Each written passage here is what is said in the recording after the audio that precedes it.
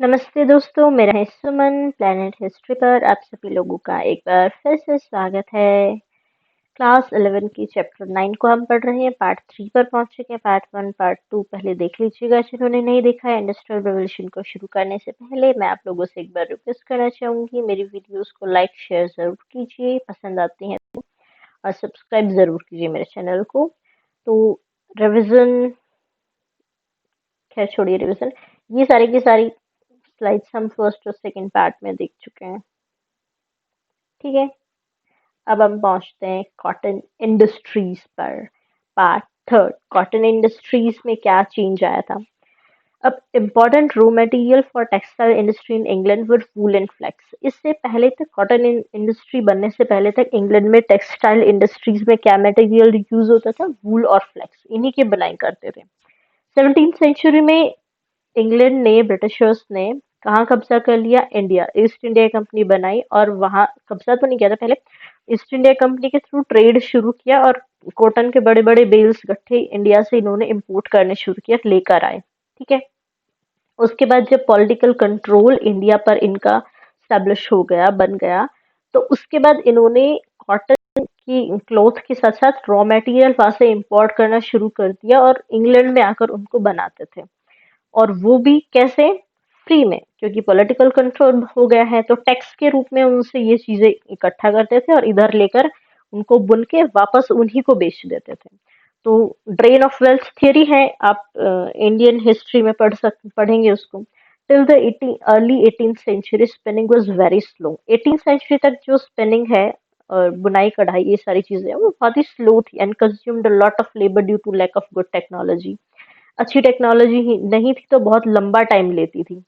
तो जितने टाइम में एक वीवर और एक स्पिनर अलग अलग काम करते थे उनकी कॉम्बिनेशन नहीं होता था, तो जो स्पिन कर रहा है, धागा बना रहा है, उसको फिर वीवर जो है तब तक बैठा है उसको वेट करना पड़ता था। बहुत लंबा टाइम स्पिन वो धागा बनाने में लगता है, उसके बाद तब तक स्पिनर जो वीवर है वो बैठा रहता था, जिसको बड़ा बनाना होता था, वेट करना, खाली बैठा रहता था, तो प्रोडक्शन कम होता था।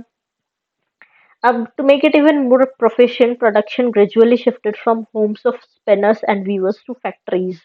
मशीन्स जब हुई उसके बाद से घर पे लोगों को जो ये काम देते थे, स्पिनर और वीवर्स को, आप घर पे बनाइए, उसके बाद वो वहां से गांव से माल लेकर जाते थे, तो वो फैक्ट्रीज में शिफ्ट हो गया काम घरों से। ड्यूरिंग 1780s तक आते आते क्या हो गया था, कॉटन इंडस्ट्री को जो सिंबलाइज करती थी वो ब्रिटिश इंडस्ट्रीज होने लग गई थी। मतलब बहुत ज्यादा कॉटन इंडस्ट्री ब्रिटेन में इतनी ग्रो हो गई थी बाकी जगह से। रो कॉटन वॉज इंटायरली इम्पोर्टेड और सारा जो रो कॉटन था वो सारा का सारा इम्पोर्ट होता था, मेनली इंडिया से ही सारा का सारा। और फिर बाद में वहां पर कपड़ा बनाने के बाद एक्सपोर्ट होता था वहां से कपड़ा। तो इन लोगों को फ्री में रॉ मटेरियल मिल रहा है, नहीं, और उसके बाद बना मशीन से बनने के बाद सारा एक्सपोर्ट कर रहे हैं, तो कितना ज्यादा इन लोगों को फायदा होता है, कितने कमाई हो रही थी ना। The industry was heavily dependent on the work of women and children in factories, और इन फैक्ट्रीज में भी औरतों को और बच्चों को लगाते थे, क्योंकि उनको भी वेज वो कम मांगेंगे पैसा, वेज कम, उन कम वेज पे भी काम करने के लिए तैयार हो जाएंगे, तो और भी ज्यादा फायदा हो रहा है, कम वेज देना पड़ रहा है फैक्ट्रीज में। Man power in this picture, women power work the treadmill that lowered the lid of cotton press। ये कॉटन इंडस्ट्रीज में काम करती हुई विमेन पावर पिक्चर है। Inventors and inventions, second questions इनको याद कीजिएगा, ऐसे ना नाम देते हैं, एक तरफ दूसरे नाम देंगे और उनको मैच करने के लिए आपको दे देते हैं। ये बहुत क्वेश्चन, बहुत बार मैंने काफी क्वेश्चन देख चुके हैं ये वाले। जॉन के फ्लाइंग शटल लूम। अब देखो, जॉन के ने क्या बनाया? Flying shuttle. क्यों फ्लाइंग शटल? मतलब इंडिया से उड़ता हुआ कॉटन आया और ब्रिटेन में आके फ्लाइंग शटल बना दिया। जब कहानी बनाऊं जैसे भी करके इनको नाम को याद करो पर। जेम्स हारग्रीव्स ने स्पिनिंग जेनी बनाई, उसके बाद फ्लाइंग शटल के बाद स्पिनिंग शुरू हो गई, स्पिनिंग जेनी बना दी। रिचर्ड ऑकराइट ने वाटर फ्रेम बनाया, फिर वाटर को फ्रेम, कपड़े के बाद इन्होंने वाटर को भी फ्रेम करना शुरू कर दिया। जस्ट जॉका। सैमुअल क्रॉम्पटन, ये थोड़ा इजी है, सैमुअल में ही म्यूल आ जाता है, सैमुअल क्रॉम्पटन ने द म्यूल, शॉर्ट टर्म है उसका, बनाया था। एडमंड कार्टराइट लास्ट, जिन्होंने पावर लूम बनाया, मतलब इन सब का बाप पावर लूम, वो किसने बनाया लास्ट में? Edmund Cartwright. कार्टराइट से याद कर लो, ये सबसे ज्यादा राइट है, पहले आर्कराइट है और फिर लास्ट वाला ये कार्टराइट है। ठीक है, तो अब इनके बारे में थोड़ा सा देखते हैं। The flying shuttle loom design by John के इन 1733 made it possible to weave broader fabrics in less time and consequently called for more yarn than could be supplied at the prevailing pace of spinning. अब बहुत ज्यादा fabric इससे बनाया जाता था, मतलब चौड़ा और अच्छा फैब्रिक बहुत ही कम टाइम में इससे बनाया जा सकता था, और इसकी वजह से यान की धागे की ज्यादा जरूरत होती थी, मतलब और ज्यादा डिमांड करता था कि जल्दी जल्दी धागा मिले और स्पिनिंग शुरू हो जाए। उसके बाद आती है स्पिनिंग जेनी। बाद में spinning jenny was a machine made by James Hargreaves. James Hargreaves ने स्पिनिंग जेनी बनाई इन 1765 on which a single person could spin several threads of yarn simultaneously. अब एक इंसान एक धागा बना रहा है, एक धागा बनाया पहले हाथ से बना रहा है, तो उसके बाद ये इस मशीन में एक ही टाइम पे एक इंसान बहुत सारे धागे बनाया जा सकता है, यान कर सकता है उसको। This provided weavers with yarn at a faster rate than they could weave into fabric, और इसकी वजह से उनको बहुत ही कम टाइम में बहुत ज्यादा यान मिल रहा था, मतलब यान यानी कि धागे के जो गट्ठे होते हैं, तो बहुत सारे धागे उनको बहुत ही जल्दी कम टाइम में मिल जाते थे जो स्पिनिंग करते थे। ठीक है, सॉरी, जो वीविंग करते थे। वाटर फ्रेम, अब ये तीसरा वाटर फ्रेम जो आता है रिचर्ड आर्कराइट ने बनाया था। Produced a much stronger thread than before. पहले जो स्पिनिंग जेनी में जो काम हो रहा था, धागा बन रहा था, स्पिन हो रहा था, वो और ही थोड़ा सा कच्चा था, जल्दी टूट जाता होगा, तो ये और स्ट्रॉन्ग थ्रेड इससे बना। ठीक है, बना ये भी धागा ही रहा है, पर और स्ट्रॉन्गर और अच्छा डेवलपमेंट किया आर्कराइट ने वाटर फ्रेम से। This also made it possible to weave pure cotton fabrics rather than fabrics that combine linen and cotton yarn. अब पहले उसमें कॉटन के साथ लेनिन मिलाना पड़ता था क्योंकि कच्चा था थोड़ा धागा सा, जिससे फैब्रिक बन सके, लेकिन अब प्योर कॉटन फैब्रिक्स बनाए जा सकते थे क्योंकि धागा स्ट्रॉन्ग था। ठीक है, ये वाटर फ्रेम में अच्छा धागा बन रहा था, ज्यादा मजबूत। Mule was the nickname for a machine invented by Samuel Crompton that allowed the spinning of strong and fine yarn. इन्होंने भी वही काम किया और अच्छा स्पिनिंग हो सकती थी, स्ट्रॉन्ग और अच्छा धागा मिल सकता था। अब देखो, इससे पहले लास्ट आता है पावर लूम, जो सबसे ज्यादा पावरफुल था लास्ट वाला। उससे पहले कोई स्पिनिंग करनी है मशीन, तो कोई वो बना रहे, कपड़े बना रहे। ठीक है, इन्होंने दोनों को कंबाइन कर दिया। The cycle of invention in cotton textile industries that sought to maintain a balance between tasks of spinning and weaving concluded with the invention the power loom by Edmund Cartwright in 1787। इन्होंने क्या किया, weaving और spinning इस machine में एक ही साथ हो सकती है, धागा भी बन सकता है और कपड़ा भी बन सकता है, दोनों काम एक ही मशीन में डाल दिए। This was easy to work, stopped automatically every time a thread broke. बहुत आसान था इस पे काम करना, बहुत मुश्किल नहीं था, और अपने आप ही ये मशीन रुक जाती थी जैसे ही बीच में कोई धागा टूटता है, तो क्या कपड़ा भी खराब नहीं मिलेगा। ठीक है, and could be use to weave any kind of material, और इसमें किसी भी काइंड का मटेरियल से धागा और कपड़ा बन सकता था, मतलब कॉटन हो या फिर कोई दूसरा भी हो। From the 1830s development in its industrial concentrations on increasing the productivity of workers rather than bringing new machines into use। उसके बाद से 1830s के बाद से नई मशीन बनाने की बजाय किस पर ध्यान दिया? प्रोडक्टिविटी ज्यादा हो, ज्यादा प्रोडक्शन हो, उस चीजों पर ज्यादा ध्यान दिया गया था। स्टीम पावर, नेक्स्ट अब आती है टेक्सटाइल के बाद steam power. During the Industrial Revolution, the realization that steam could generate tremendous power was important for large-scale industrialization।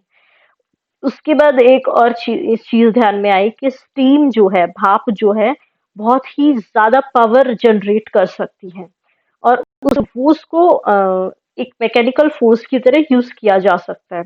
उससे पहले water as hydraulic power had been an important source of energy for centuries. पहले एक energy का power का जो source था वो water था, हाइड्रोलिक पावर की तरीके से। वाटर ने इसके पहले चैप्टर में देखा था ना, वाटर से जिसे घूमता है उसमें कुछ मशीन्स लगा देते हैं, पानी आगे बह रहा है तो वो ऐसे गोल गोल घूमे जा रहा है, उसकी वजह से ऊपर कोई मशीन गोल घूम रही है और पावर जनरेट हो रही है, ऐसे कुछ काम हो रहा था। लेकिन अब वाटर से स्टीम बनाया जा रहा है और उसको पावर की तरह यूज किया जा रहा है। बट और दूसरा वाटर का जो था वो सीजनल था, एरिया के और फ्लो वाटर के हिसाब से काम होता था। अच्छा फ्लो नहीं है तो वो धीरे चलेगा, मूव होगा, है ना। और सीजन में भी जैसे सर्दियां और गर्मियों में उनका फ्लो और अमाउंट उनका इफेक्ट पड़ता है, और एरिया के हिसाब से भी हो जाता है। Steam power provided pressure at high temperatures. अब स्टीम पावर आप कहीं डेवलप कहीं पर बना सकते हो, कहीं पर भी जनरेट कर सकते हो, और हाई प्रेशर भी जनरेट करती है वाटर की बजाय। It was realized that steam power was the only source of energy that was reliable and inexpensive enough to manufacture machinery and self. Invention of steam power and its improvement boosted the industrialization. Steam power was first used in mining industries. ये steam power सबसे पहले कहाँ use की गई है, ध्यान रखना, mining industries में। कहाँ माइन, ये जो कोल और इंडस्ट्रीज इससे पहले थी ना, जमीन में से कोयला, आयरन और ये सब चीजें निकाल रहे हैं, वहां पर इस स्टीम पावर का यूज पहले किया गया था सबसे पहले। अब इसमें इन्वेंटर्स कौन कौन से हैं, main inventors of steam power. सबसे पहले Thomas Savery built a model steam engine. अब सेवरी से याद करो, इन्होंने सेव किया, किनको सेव किया, जो माइंस में वर्कर्स काम कर रहे हैं वहां पर नीचे पानी भर जाता था ना, तो उनको इन्होंने बचाया, सेव किया, स्टीम इंजन बना के। और इस इंजन का नाम इन्होंने किया माइनर्स फ्रेंड, क्योंकि माइंस में से जो पानी नीचे आ जाता था ना, खुदाई कर रही है तो नीचे जमीन में तो पानी होता ही है, तो पानी बहुत ज्यादा आ जाता था जिसकी वजह से काम मुश्किल हो जाता था। तो उस पानी को बाहर निकालने के लिए लेबर फोर्स बहुत ज्यादा लगता था। तो वो अगर मशीन करेगी तो मशीन तो थकती नहीं है ना। तो टू पर्पस क्या था, drain the water that entered into the coal mines, उसको निकालने के लिए। इसलिए माइंस का ये फ्रेंड बन गया, माइनस फ्रेंड इस इंजन का नाम हो गया, और इनको बनाने वाला थे थॉमस सेवरी, ऐसे करके ये नाम याद करना।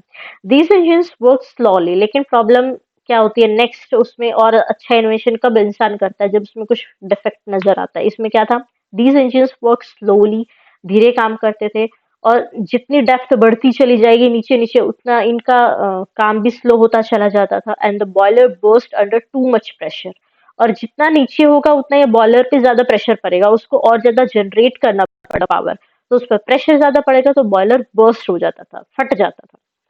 थॉमस न्यूकमन, मतलब और ज्यादा अगर नीचे है, शेलो डेप्थ है, तो वहां पर ये अच्छे से काम नहीं कर पाता था। थॉमस न्यूकमन, अब आए न्यूकमन, यानी कि नया कम लेकर आए, नया इंजन लेकर आए next, Thomas Newcomen steam engine.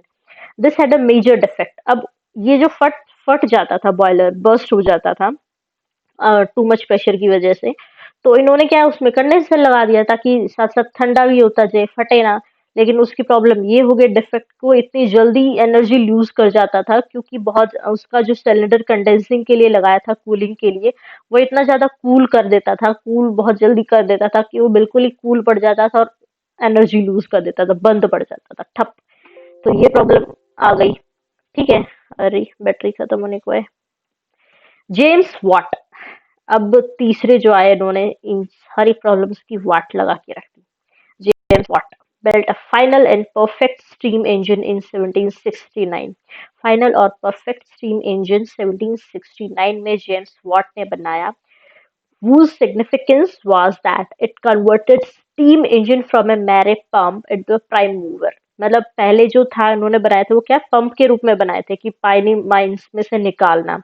इन्होंने इतना ज्यादा अच्छा बनाया कि वो सिर्फ एक छोटे से पंप की तरह काम नहीं करता, वो मूवर की तरह, मतलब किसी भी चीज को एक जगह से दूसरी जगह मूव भी कर सकता है, खींच के भी लेकर जा सकता था, इंजन बना सकता था, providing more energy to power generating machines in the factories. Before this invention the steam engine had been use only in coal mines. उससे पहले इस इंजन को सिर्फ कोल माइंस में यूज किया जाता था। उसके बाद एक चीज को दूसरी जगह से खींच कर ले जाने में भी इन इंजन का यूज होने लगा, स्टीम पावर का यूज। इसी के बेसिस पे बाद में रेलवेज आई थी। James Watt establish Soho foundry in Birmingham in 1775। अब इतना अच्छा इंजन इन्होंने मशीन इन्होंने बना दी थी, तो उसको मैन्युफैक्चर करने के लिए एक मेलडी मैन्युफैक्चरर आए, मैथ्यू बोल्टन आगे सामने, और जेम्स वाट के साथ इन्होंने साइन करके एक फाउंड्री, सोहो फाउंड्री बनाई, फैक्ट्री बनाई बर्मिंघम में, और वहां से स्टीम इंजन्स प्रोड्यूस होने लगे इस तरीके के, और भी ज्यादा। ठीक है, वॉट्स इन्वेंशन सिर्फ यहाँ तक ही लिमिटेड नहीं थे, स्टीम इंजन तक थे। इन्होंने केमिकल प्रोसेस भी इन्वेंट किया था जिससे डॉक्यूमेंट्स को कॉपी किया जा सकता है। He also created a unit of measurement based on comparing mechanical power with that of previous universal power source, the horse. Watt's measurement unit horsepower equated the ability of a horse to lift 33,000 pounds 1 foot in 1 minute. Horsepower remains as a universally used index of mechanical energy. अच्छा, what आपने power की ऐसा unit भी देखी होगी ना, what, ये भी इनके नाम से ही है, यूनिवर्सली एक्सेप्टेड। और दूसरी हॉर्स पावर, जो हॉर्स 1 मिनट में 33,000 पाउंड्स वजन को 1 फुट तक उठा सकता है, वो हॉर्स पावर, मतलब यानी कि इतनी एनर्जी हॉर्स के अंदर होती है, उस को भी यूनिट के रूप में इन्होंने ही बताया था, जो आज भी यूज की जाती है मैकेनिकल एनर्जी में। जैसे कि ये घोड़ा है, ये इस व्हील को घुमाता है, ऐसे ऐसे टर्न करता है तो मशीन घूमती है। और इस स्टीम इंजन के बाद होर्स पे और जो लेबर्स पे जो डिपेंड रहता था ये सारा काम, वो खत्म हो गया। horses turned the wheel to grind metal. The use of steam reduced the dependence of manpower and horsepower. तो इन पावर को हम यहीं पर खत्म करते हैं। नेक्स्ट पार्ट में हम आगे रेलवेज वगैरह और भी चीजें आएंगी, वो पढ़ेंगे। तो यहाँ तक समझ में आता है तो कमेंट कीजिए, लाइक कीजिए, शेयर कीजिए मेरी वीडियोस को। नहीं आता है कुछ तो कमेंट कर दीजिए मुझे, मैं कोशिश करूंगी समझाने की। और सब्सक्राइब नहीं किया है आपने, अगर मेरा चैनल बिना सब्सक्राइब किए देख रहे हैं तो सब्सक्राइब कर दीजिए प्लीज। ओके, तो नेक्स्ट पार्ट में मिलते हैं फिर से। आज के लिए इतना ही, बाय बाय, फिर मिलते हैं।